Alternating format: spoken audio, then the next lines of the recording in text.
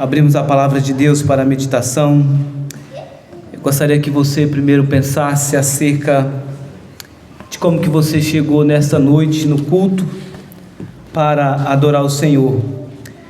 Certamente você, todos nós temos desafios que é proposto a nós todos os dias como seus servos. A questão é como que nós respondemos a esses desafios que nos são propostos. E a primeira questão que eu quero levantar, à luz de introdução da nossa exposição: você já sentiu em algum momento da sua vida o sentimento de que você foi esquecido por alguém, esquecido pela família, por os irmãos em Cristo? Talvez um dos maiores sentimentos é o sentimento de esquecimento. É o sentimento de que as pessoas, elas não se lembram de você. E mais ainda, se não é ainda sendo difícil esse sentimento de esquecimento, você já teve a sensação de que aquilo que você está dizendo para outra pessoa, quem está te ouvindo não está dando muita importância para aquilo que você está dizendo? Nós temos um personagem na Bíblia que se sentiu dessa forma. Sentiu abandonado, esquecido, que sentiu por alguns momentos que talvez aquilo que ele estava dizendo, a pessoa, o ser que estava ouvindo, não estava dando muita importância. Mas esse personagem, ele não tinha esse sentimento em relação aos seus amigos, aos seus irmãos. Ele tinha a sensação que o próprio Deus o havia esquecido. Ele tinha a sensação de que o próprio Deus talvez não estivesse dando tanta importância ao sofrimento pela qual ele estava passando. Talvez esquecido pelas pessoas, nós podemos até superar, lidar. E quando o sentimento é que você foi esquecido pelo próprio Deus, como lidar com isso? Como lidar com esse sentimento que por vezes pode tomar conta do teu coração em tempos de angústia, em tempos de adversidade?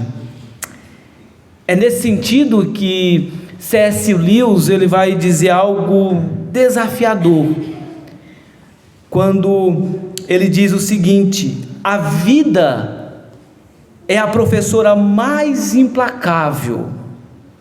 Primeiro ela dá a prova, e depois a lição.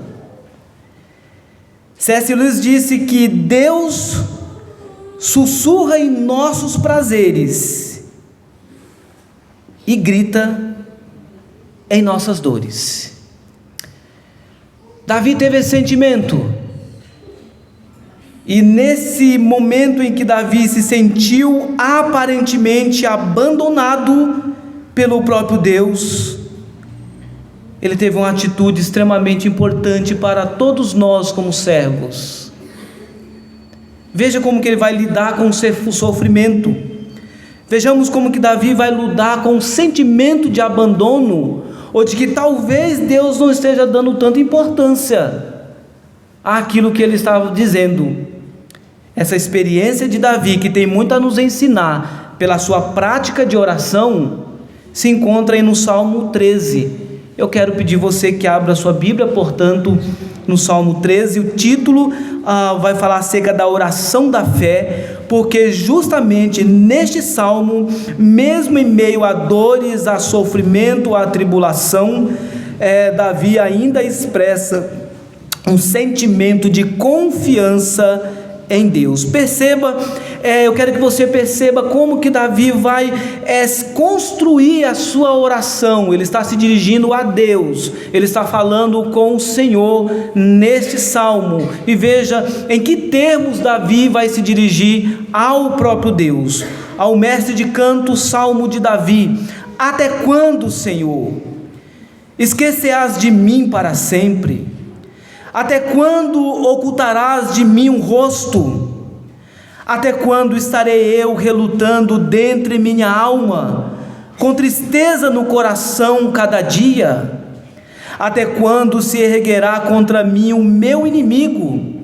Atenta para mim, responde-me, Senhor Deus meu, ilumina-me os olhos, para que eu não durma o sono da morte, para que não diga o meu inimigo: prevaleci contra ele, e não se regozijem os meus adversários, vindo eu a vacilar. No tocante a mim, confio na tua graça, regozije-se o meu coração na tua salvação. Cantarei ao Senhor, porquanto me tem feito muito bem. Senhor Deus, fale aos nossos corações, Pai. Nós suplicamos, usa o teu filho, a minha vida, como instrumento do Senhor nesta noite, para a honra e a glória do teu santo nome. Amém. Meus irmãos, o Salmo 13, portanto, vai nos desafiar quanto a isto. Nós temos aqui neste salmo um objetivo muito claro. O salmista nos ensina a como lidar, e esse é o tema: como o cristão deve agir em meio ao sofrimento pelos quais passa ou poderá passar. Mas veja, nós temos neste salmo Davi se colocando diante do Senhor. É difícil, obviamente, nós tentarmos contextualizar em que momento exato Davi ele compõe este salmo. Contudo, alguns estudiosos vão dizer que provavelmente esse salmo foi composto quando Davi estava sendo perseguido por Absalão, e quando perseguido por Absalão, ele então pôde se expressar diante de Deus, colocar a sua situação. Davi vai da angústia mais profunda a uma alegria indizível. Mas veja, o Davi se coloca diante do Senhor, portanto, neste salmo, não de uma forma simplesmente a questionar, mas Davi, na sua oração, ele não fica apenas no questionamento. Nós vamos perceber que Davi vai colocar-se diante de Deus, e ali ele vai demonstrar os seus reais sentimentos. Mas Deus conhece todas as coisas, Ele sabe da sua vida. Sim, isso é verdade, a Bíblia deixa isso muito claro. Mas o que é a oração, se não derramar-se na presença do Senhor, se não o colocar-se de fato diante dEle, como nós nos encontramos? Salmo 139 diz que Deus conhece profundamente a tua vida, e nada que você, por mais que você queira, você não consegue esconder de Deus. Você não consegue esconder os sentimentos mais belos, e também não consegue esconder os sentimentos mais horrendos que passam no teu coração. Deus, Ele conhece a nossa vida, Ele nos fez. Davi vai dizer, Ele nos fez, cada parte do nosso corpo foi feito pelo próprio Deus. E diante então dessa situação, tomando como exemplo, se for no caso, o exemplo aqui da perseguição de Absalão a Davi, o Davi então se encontra numa situação extremamente complicada, a sua própria casa o perseguindo. Como lidar diante disso? E aí nós vemos a primeira verdade nesse texto, quando no verso 1 a 4, percebam a forma como ele vai se dirigir ao Senhor. Até quando? Até quando? Até quando? Até quando, Senhor, o Senhor vai se esquecer de mim? E ele usa Senhor com letra maiúscula, Yahvé, Deus da aliança, o Deus que fez uma aliança com o seu povo, o Deus pactual, o Deus que deixou em sua palavra claramente que não abandonaria o seu povo. Então veja o que Davi coloca na oração: até quando, Deus da aliança, até quando, Yahvé, o Senhor vai se esquecer de mim? Até quando o Senhor vai ocultar de mim o rosto? Essa expressão utilizada aqui no Salmo é dizer: até quando o Senhor não se importará comigo? Porque ocultar o rosto está ligado àquele momento em que Jesus, por exemplo, está na cruz do Calvário e vai dizer: Deus meu, por que me desamparaste? O Senhor então, nossos pecados sendo punidos na pessoa de Jesus Cristo, e o Deus que não pode contemplar o pecado, Ele se vira para o seu Filho, e o sentimento do Senhor Jesus era um sentimento de abandono. Essa é a mesma expressão que Jesus fala no Novo Testamento, é a mesma expressão de Davi: Senhor, o Senhor não está comigo, até quando o Senhor estará distante de mim? Mas ele continua dizendo: até quando estarei eu relutando dentro da minha alma? Até quando essa tristeza vai imperar no meu coração? Até quando eu vou continuar angustiado? Até quando eu vou ficar relutando dentro de mim mesmo, lutando comigo mesmo contra os sentimentos? Salmo 42 vai dizer justamente isso: por que está abatida a minha alma? Por que te perturbas dentro de mim? Espere em Deus, pois eu ainda o louvarei. Mas percebam, ele continua dizendo: até quando se erguerá contra mim o meu inimigo? Sabe o que Davi está fazendo aqui no texto, meus irmãos? Davi está expressando diante do Senhor os seus verdadeiros sentimentos. E essa é a primeira verdade que eu quero destacar diante de Deus, diante de nós nesta noite. Em meio ao sofrimento, você não pode tentar ocultar de Deus como está o estado do teu coração. Às vezes o crente tenta lutar, tenta dizer para ele mesmo que é forte, quando na verdade não é. Às vezes o crente está desenvolvendo um pensamento de ateísmo, de que o Senhor não está com ele, e tenta se comportar de uma forma como se ele ainda confiasse no cuidado de Deus, quando muitas vezes ele não confia. Nós precisamos, em meio ao sofrimento, nós precisamos nos colocar diante do Senhor dessa forma, expressando os nossos sentimentos. Veja, nós temos aqui no texto, nesses versos, vai expressar os sentimentos de um homem que se via em meio a um turbilhão de aflição. E ele vai dizer 4 vezes: até quando, questionando, cada questionamento acompanhado de uma razão. Uma das traduções possíveis nesse texto é: até quando, Senhor, eu vou permanecer com a dor no meu coração? Até quando meu coração vai estar dolorido? Até quando eu vou estar sofrendo? Até quando eu vou consultar a minha alma, tendo dor no coração e não ter nenhuma resposta vinda de ti? Mas o que Davi faz? Ele se coloca diante de Deus e coloca como está de fato o estado do seu coração. Para Davi, se o libertador não entrasse em ação, a consequência seria a vitória do inimigo e o retrocesso do Filho de Deus, e o retrocesso do povo de Deus. Para Davi clamar ao Senhor, colocar-se diante de Deus, também estava em jogo a própria promessa do seu reinado. E ele vai dizer: eu estou relutando, eu estou lutando, eu estou sofrendo. Será que isso não vai passar? Será que isso não vai mudar? Meus amados irmãos, ao Salmo 78 também, Asaf vai falar do mesmo sentimento, quando ele diz que no dia da angústia eu clamei ao Senhor por socorro. E à medida que o salmista orava, ele se distanciava cada vez mais do sentimento de que Deus estava com ele. A conclusão, ele começa a orar, e no Salmo 78 ele vai dizer: sabe o que aconteceu? Sabe por que eu estou dessa forma? Porque o Senhor não está comigo, a graça do Senhor cessou. Ele não é mais bondoso, ele não é mais misericordioso. Mas louvado seja Deus, porque no sofrimento, quando nós somos habitados pelo Espírito, nós podemos ver o relampejo da graça, nós podemos perceber o Senhor atuando em nosso coração, porque Asaf vai dizer: isto é a minha aflição. mas ele não deixa de se colocar diante do Senhor. Como que você tem orado diante de Deus? Como que você tem lutado em meio aos desafios da sua vida? É possível, portanto, é verdadeiro, e precisamos expressar os nossos sentimentos diante do Senhor. É diante de Deus que você está descortinado, é diante de Deus em que você não pode esconder nada, é diante de Deus que você pode de fato colocar as suas dúvidas, o seu sentimento de incredulidade, a sua percepção de não cuidado. Não é pecaminoso você dizer: Senhor, parece que o Senhor não está me vendo.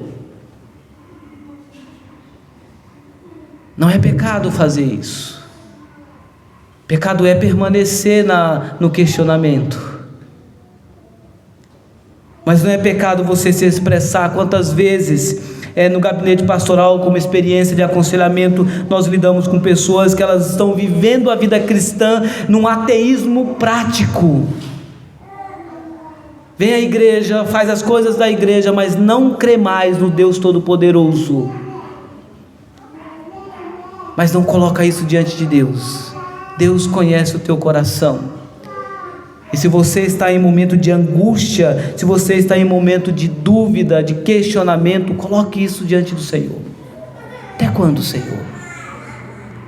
Expressar os sentimentos diante do Senhor é a atitude de alguém que, mesmo em meio à tribulação, consegue perceber que, apesar do meu coração estar com o sentimento de que Deus não está comigo, ainda há um foco de fé na vida desse crente.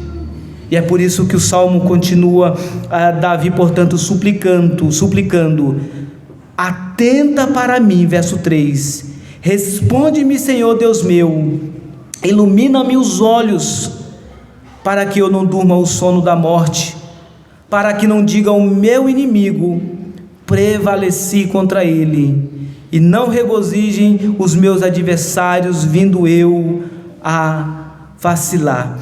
Irmãos, o Salmo 13 nos ensina não só a expressarmos diante de Deus os nossos sentimentos verdadeiros em meio ao sofrimento, mas esse Salmo também nos ensina que mesmo em meio ao sofrimento devemos continuar confiando no auxílio do Senhor. É quando nós não enxergamos solução, e mesmo não enxergando saída, é que nós devemos continuar confiando no Senhor. Olha, ele suplica a Deus, ele diz: Senhor, o meu sentimento diante de Ti é esse, o meu sentimento é de que o Senhor não está comigo, de que o Senhor não está olhando, não está me atendendo, de que o Senhor se esqueceu de mim. Mas perceba que o ato de ir até Deus em oração é uma expressão de confiança, porque ele continua dizendo: atenta para mim, Senhor, responde-me, Senhor Deus meu. Ele usa duas palavras interessantes aqui. Ele vai usar Senhor, Deus da aliança, mas ele vai usar a expressão Deus meu para falar do Deus Todo-Poderoso, daquele que está no controle de todas as coisas. Davi, portanto, diz: Senhor, Deus da aliança, atenta, me responde, não me permita morrer. Ilumina-me os sonhos da morte, ilumina-me os olhos para que eu não durma o sono da morte. Na língua hebraica seria justamente isso: Senhor, não me permita morrer. Não me permita ceder ao sofrimento. Não me permita ceder às tribulações. Não me permita ceder às dores do meu coração. Me atende, para que eu não fique prostrado para sempre. Temos nós nos expressado, talvez seu caso nessa noite, talvez você está passando por situações na sua vida, mas você reluta de dizer a Deus: Senhor, está difícil, está complicado, eu não estou conseguindo encontrar saída. Talvez em meio ao sofrimento, ao invés de você ir ser impulsionado diante de Deus para orar e se expressando como você está, você se afasta, você não ora, você não busca mais a Deus, quando de fato você deveria buscar, dizendo: Senhor, eu estou diante de Ti porque eu não tenho força, se o Senhor não agir, eu vou me prostrar. Ilumina-me os olhos, faça-me entender o que o Senhor está fazendo, Porque quando Davi ora, meus irmãos, a Deus dizendo: ilumina-me os olhos para que eu não durma o sono da morte, ele vai não só dizer para que eu me proste, para que eu não me proste, mas também nessa oração, nessa expressão, significa: Senhor, me faça compreender, me faça enxergar como o Senhor está trabalhando na minha vida, me faça compreender as mãos do Senhor, me faça entender o Senhor agindo no meu sofrimento. Não é isso que nós oramos, não é isso às vezes que nós pedimos a Deus quando nós vamos estudar a palavra: Senhor, o mesmo Deus que iluminou por meio do Espírito os servos de Deus para registrar a palavra, seja o mesmo a dar iluminação para que eu possa compreender a tua verdade. É isso que Davi está dizendo, queridos irmãos. Davi está dizendo: Senhor, me faça compreender o que o Senhor está fazendo,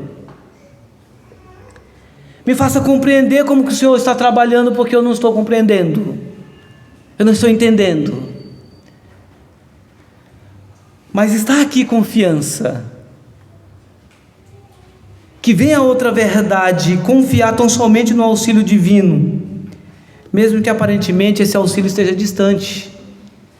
É uma segunda verdade: em meio ao sofrimento, continue confiando, continue acreditando, continue buscando a Yahvé, o Deus da aliança, continue orando. É isso que Davi vai dizer no texto. Uma das coisas que a Bíblia nos apresenta sempre é a necessidade de confiarmos nas promessas de Deus. E um dos argumentos que a palavra de Deus expressa é que Deus não é homem para que minta. O Senhor não muda, Ele é imutável. O salmista, após expressar a Deus os seus reais sentimentos, agora fala para Deus como ele se sentia.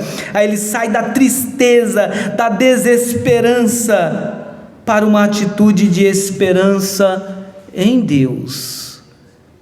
A oração adversativa, no verso 5, muda todo o quadro do salmista. Ele sai da angústia, ele suplica a Deus, ele diz: ilumina meus olhos para que eu entenda, para que eu compreenda o Senhor agindo. Parece-nos que agora, no término dessa oração, Davi foi respondido. Tanto é que o sentimento dele é: no tocante a mim, eu confio na tua graça. Regozije-se o meu coração na tua salvação. Cantarei ao Senhor, futuro. Por que eu vou cantar? Porque no presente, o que o Senhor tem feito? Tem me feito muito bem. Davi compreende que até o sofrimento, Deus usa como ferramenta na vida de Davi para o aperfeiçoar, para o ensinar. E é por isso que o sentimento do servo de Deus é: eu vou cantar, Senhor, porque eu olho para o meu presente e o Senhor tem me feito muito bem, o Senhor tem cuidado de mim. Aquele sentimento de que, Senhor, o Senhor não está me vendo mais, o sentimento agora é: o Senhor tem cuidado de mim, o Senhor tem estado comigo. Por isso eu quero cantar, eu quero regozijar. A expressão na atualizada regozije-se o meu coração na tua salvação. Mas perceba, Davi não confiava em homens, Davi não confiava nos soldados, Davi não confiava na sua condição, ele confia na graça. Ele descansa na graça, ele descansa no favor imerecido de Deus. Ele sabe que é em meio à graça, confiando na graça do Senhor, que ele vai conseguir continuar trilhando a sua jornada. A ideia no texto seria: no tocante a mim eu não sei o outro, mas eu confio na graça. É mais ou menos aquela ideia, irmãos: não é porque todo mundo é ateu que você também tem que ficar. Não é porque todo mundo está seguindo uma direção rumo ao precipício que você tem que ir junto. Davi está dizendo: pode ter um sentimento de incredulidade, agora quanto a mim não, eu vou confiar no Senhor. Mas por que Davi confiar no Senhor? Talvez, aqui não está no texto, eu estou conjecturando algumas coisas, mas por que confiar Davi? A sua própria casa está te perseguindo, há tribulação por todos os lados, por que confiar? Eu não sei vocês, mas eu confio. Como que Deus vai operar? Ilumina meus olhos, Senhor, faça-me entender que aquilo que o Senhor faz é bom, perfeito e agradável, mesmo quando a dor e o sofrimento está dizendo que não é bom. Me faça compreender que as verdades do Senhor são verdades absolutas, que diz, por meio dele, para ele são todas as coisas. Me faça compreender as verdades de que em todas as coisas o Senhor tem os seus propósitos, inclusive na dor e no sofrimento. Davi nos ensina que apesar do sofrimento, das lutas, a bondade do Senhor que nós cantamos nessa noite sempre nos seguirá. Cantar a Deus é maravilhoso, mas isso tem que ter o resultado da nossa vivência. Tu és fiel, Senhor, e Ele não é fiel a você, Ele não é fiel a mim. Ele não nos faz coisas boas porque você é bom, Ele não nos faz coisas excelentes porque você é uma pessoa extremamente bondosa e você é uma pessoa extremamente fiel. Não, Ele faz isso porque Ele é bom, porque Ele é fiel a Ele mesmo, Ele é fiel à sua palavra, Ele é fiel à sua aliança. E a Bíblia diz que mesmo quando eu e você somos infiéis, Ele permanece fiel, porque Ele não pode mudar a si mesmo. Esse é o Deus a quem nós servimos. Esse é o Deus que nos convoca a buscá-lo em oração. Esse é o Deus que nos convoca a derramarmos os nossos sentimentos diante dele. Calvino, comentando esse texto, diz que o salmista coloca aqui a bondade de Deus ou misericórdia como a causa certa do seu livramento. Por que que Deus vai me ajudar? Porque Ele é bom.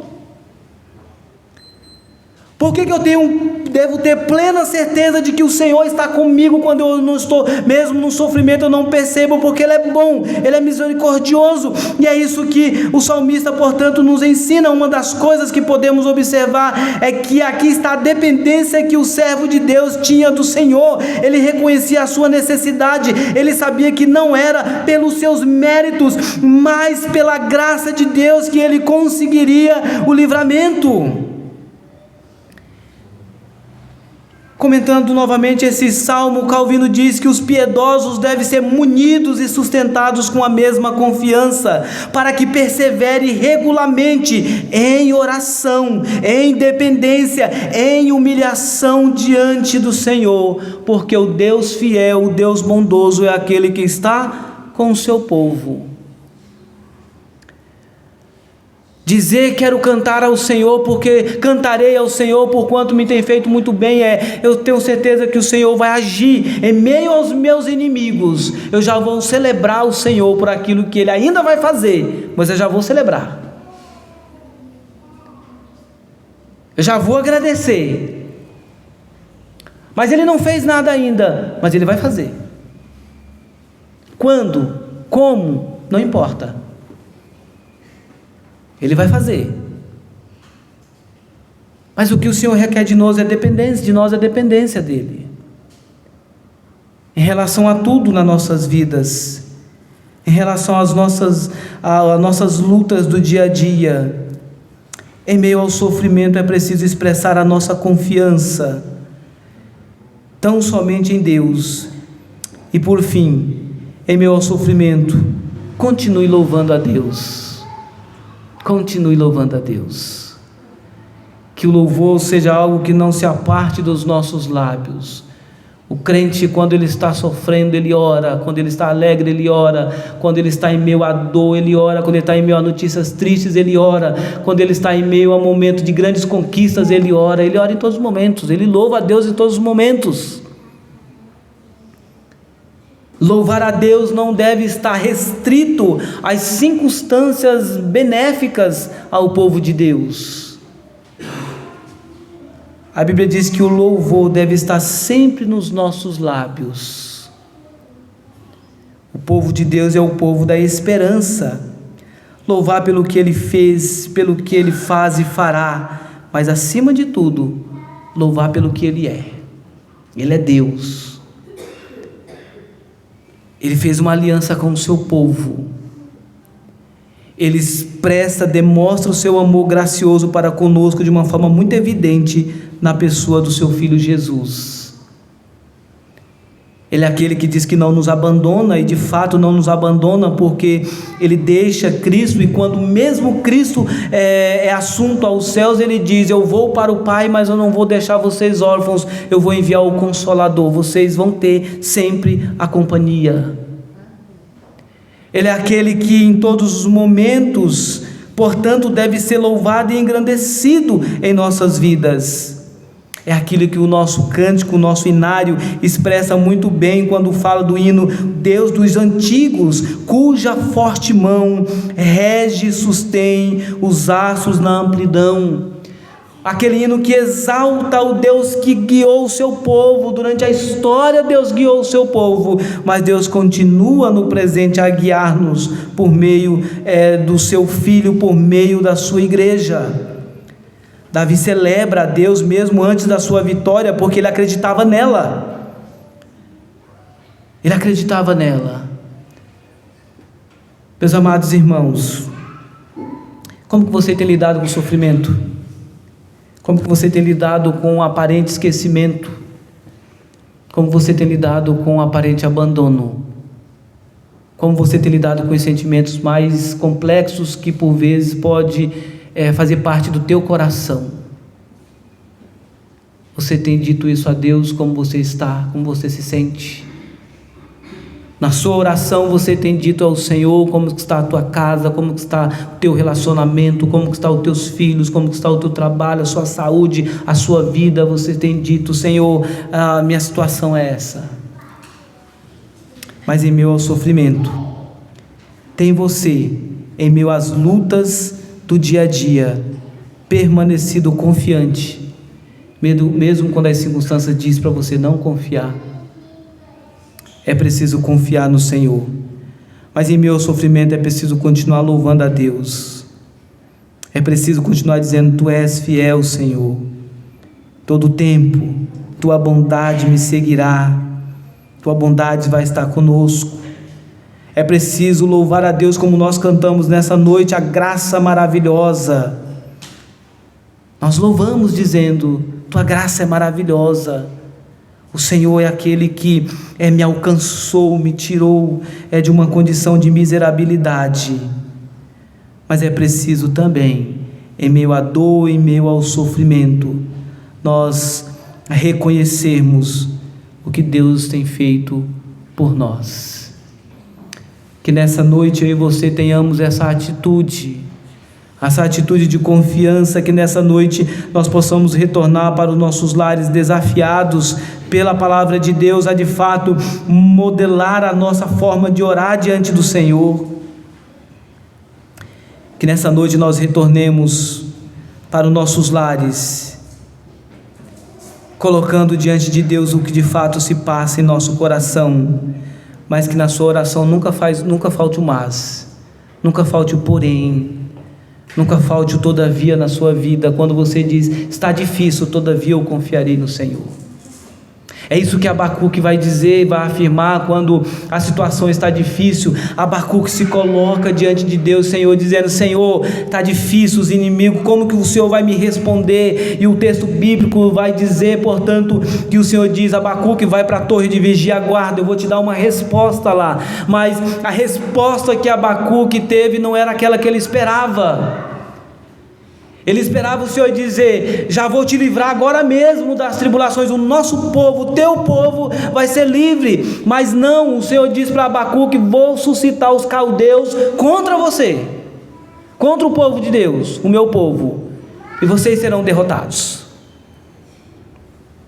Contudo, no final ele diz: ainda que a figueira não floresça, ainda que não haja fruto na vide, todavia eu me alegrarei no Senhor, no Deus da minha salvação. Não importa o que vai acontecer, Abacuque estava dizendo, não importa o que o Senhor vai fazer, eu vou continuar confiando no Senhor. Eu vou continuar adorando ao Senhor, porque Tu és o Deus da minha salvação. Irmãos, quantos nós poderíamos de fato dizer assim como Pedro, quando o Senhor desafia os discípulos à pregação do Evangelho, e o que aconteceria com os seguidores de Jesus, e a Bíblia nos narra que algumas pessoas começaram a abandonar Jesus, e o Senhor Jesus olha para Pedro e diz: Pedro, você também não vai me abandonar, você também não vai embora? E Pedro diz: para onde eu irei, Senhor?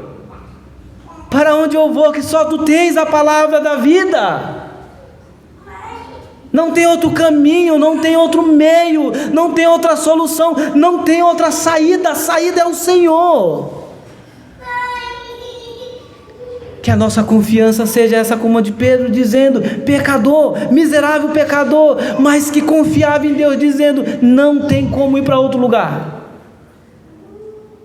É na dor, é no sofrimento, o Senhor é a palavra da vida, o Senhor é a vida. Que nessa noite você retorne para sua casa, de fato dizendo: Senhor, quero Te louvar. Não está bom, a situação não está fácil, talvez seja o seu caso, mas eu quero continuar a Te louvar e confiando que o Senhor vai fazer alguma coisa. Como? Não sei, o Senhor vai fazer.